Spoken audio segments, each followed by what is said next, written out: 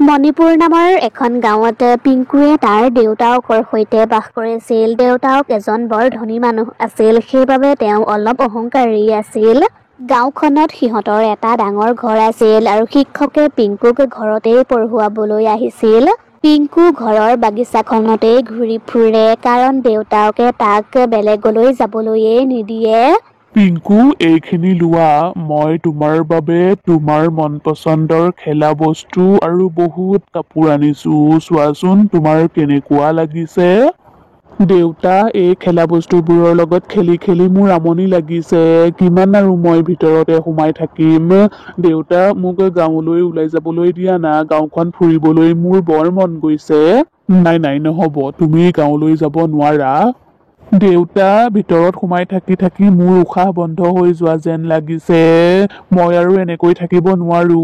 তুমি মোক সিখন গাঁৱৰ পৰা কিয় লৈ আহিলা? সিখন গাঁৱত মোৰ বহুত বন্ধু আছিল আৰু সিহঁতৰ লগত মই খেলিবলৈও পাইছিলো, কিন্তু এইখন গাঁৱত মোৰ এজনো বন্ধু নাই। আনকি আজিলৈকে মই অকণমান খেলিবলৈও পোৱা নাই। তুমিনো ইখন গাঁৱৰ পৰা সিখন গাঁৱলৈ কিয় আহি থাকা? এখন গাঁৱতে থাকিব নোৱাৰা নেকি? পিংকু, মোৰ লগত তৰ্ক নকৰিবা। যিমানখিনি পাইছা সিমানখিনিতেই সুখী থাকিবলৈ যত্ন কৰা। মোৰ খং উঠিবলৈ হলে এইখিনিও নাপাবা কিন্তু। পিংকুৱে মনত বৰ দুখ পালে আৰু সি ভিতৰলৈ গৈ মাকৰ ফটোখন সাবটি ধৰি কান্দিবলৈ ধৰিলে।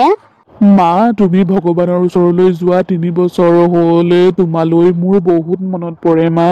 তুমি থকা হলে তুমি মোৰ লগত খেলিলাহেঁতেন, মোক গা ধুৱাই দিলাহেঁতেন, মোক পঢ়ুৱাই দিলাহেঁতেন, মোক ভাত খুৱাই দিলাহেঁতেন, কিন্তু এতিয়া এইবোৰ কৰিবলৈ কোনোৱেই নাই।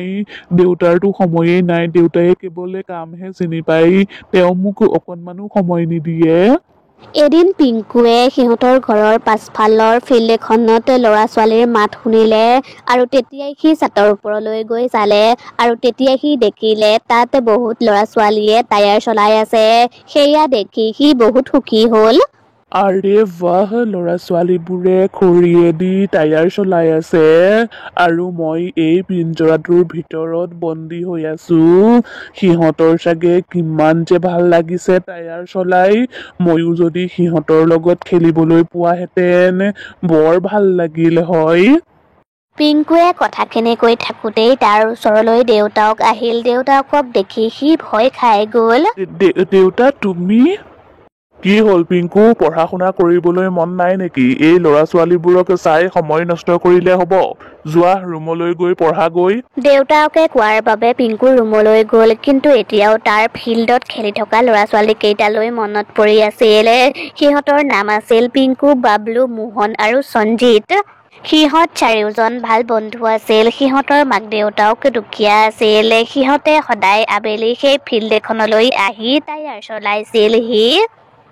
এদিন যেতিয়া সাগৰ কিবা কামত বাহিৰলৈ ওলাই গৈছিল, তেতিয়াই পিংকু সেই ল'ৰাকেইটাৰ ওচৰলৈ আহিল।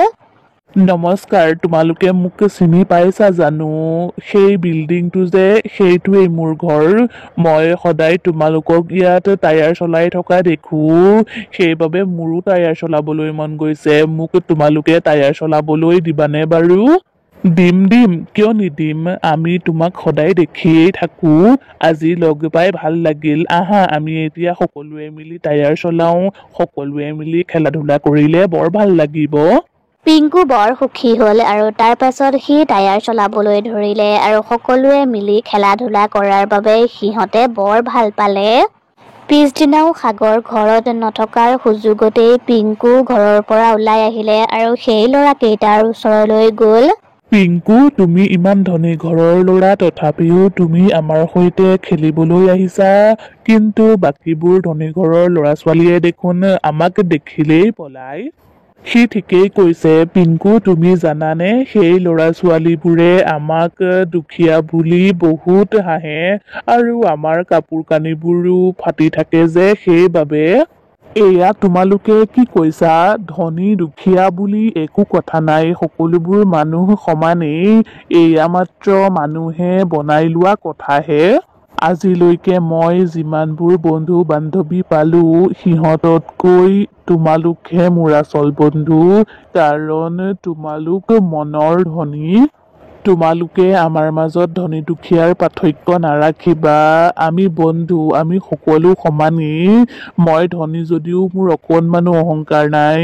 তোমালোক সকলোবোৰ মোৰ প্ৰিয় বন্ধু, বহুত প্ৰিয় মোৰ। তোমাৰ চিন্তাবোৰ কিন্তু বহুত ভাল দেই। যেতিয়াই সাগৰ কামলৈ ওলাই যায়, সেই সুযোগতেই পিংকু সেই ল'ৰা-ছোৱালীবোৰৰ সৈতে খেলিবলৈ যায়।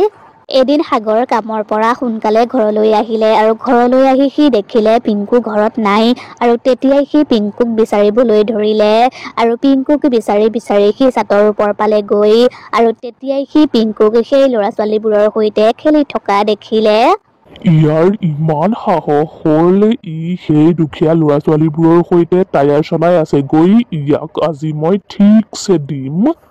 সাগৰ তালৈ গৈ পিংকুক মৰাৰ লগতেই সেই ল'ৰা-ছোৱালীবোৰকো সি বহুত মাৰিলে। আমাক নামাৰিব, দুখ পাইছো। দেউতা, ইহঁতৰ গাত একো দুখ নাই, ইহঁতক নামাৰিবা। ঘৰত ইমানবোৰ খেলা বস্তু থকাৰ পাছতো তই এই দুখীয়া ল'ৰা-ছোৱালীবোৰৰ সৈতে এই টায়াৰটো চলাবলৈ আহিলি? তেতিয়াৰ পৰা পিংকু ভিতৰতেই সোমাই থাকিবলগীয়া হ'ল। তাৰ বন্ধু কেইজনলৈ বহুত মনত পৰিছিল, সেইবাবে সি ছাতৰ ওপৰৰ পৰাই সিহঁতক চাইছিল আৰু সিহঁতৰো পিংকুলৈ বহুত মনত পৰিছিল। এদিন সাগৰ দুদিনমানৰ বাবে কামত গৈছিল আৰু পিংকুক চোৱা-চিতাৰ বাবে এজন মানুহক থৈ গৈছিল। অ' খুৰা, মই খেলিবলৈ যাওঁ নেকি? নাই পিংকু, নোৱাৰিবা যাবলৈ, ছাৰে মানা কৰি থৈ গৈছে। ঠিক আছে।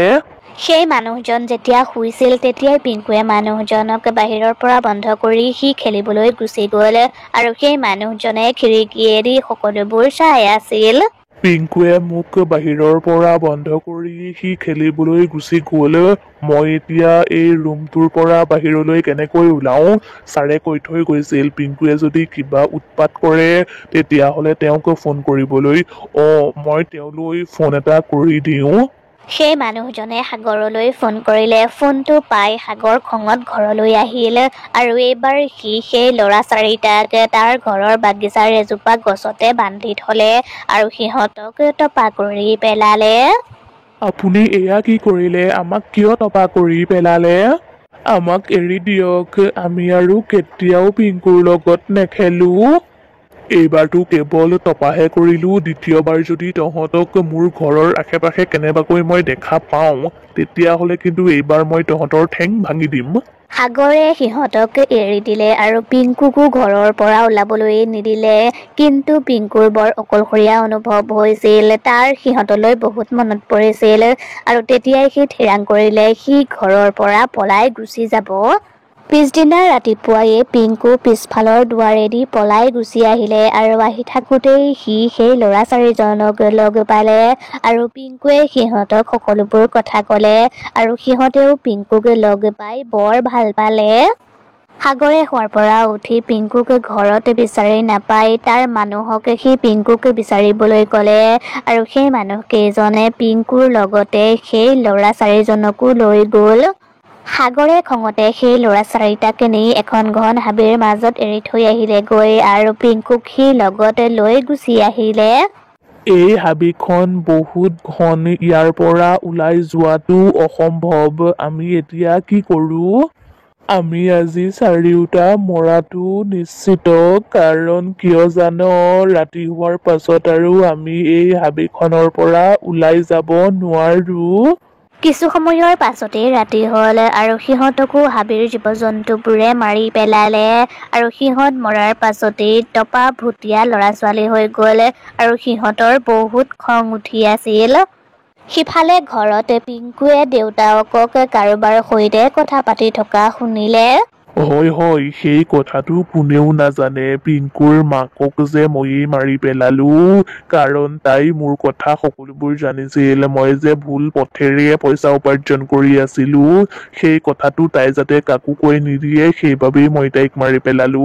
আৰু আজি চোৱা, সেই পথেৰেই কাম কৰি আজি মই বহুত টকা উপাৰ্জন কৰি আছো। কি? তাৰমানে মোৰ মাক মোৰ দেউতায়েই মাৰি পেলালে?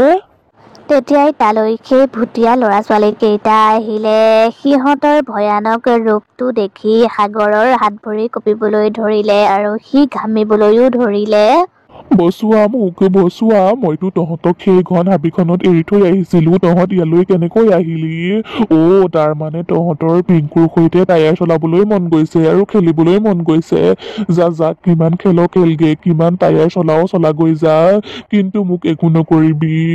পিংকু, তোমাৰ বন্ধু কেইজনক কিবা এটা কোৱা না, তুমি তোমাৰ দেউতাক নবচাবা নেকি পিংকু? পিংকু, মইতো আজিলৈকে তোমাৰ একো বস্তুৰে অভাৱ হবলৈ দিয়া নাই। এটা বস্তু তোমাক আনি দিছো, তুমি মোক সহায় কৰা পিংকু। এওঁক আজি শুদাই নেৰিবা, এওঁলোকে অকল তোমালোককেই মৰা নাই, মোৰ মাকো মাৰি পেলালে। শেষত ভুটীয়া ল'ৰা-ছোৱালী কেইটায়ে সাগৰক মাৰি পেলালে আৰু তাৰ পাছৰে পৰাই পিংকু সিহঁতৰ সৈতেই থাকিবলৈ ল'লে আৰু এতিয়াতো সিহঁতে সদায়েই টায়াৰ চলায় আৰু সিহঁতে পাঁচোজন বহুত সুখী।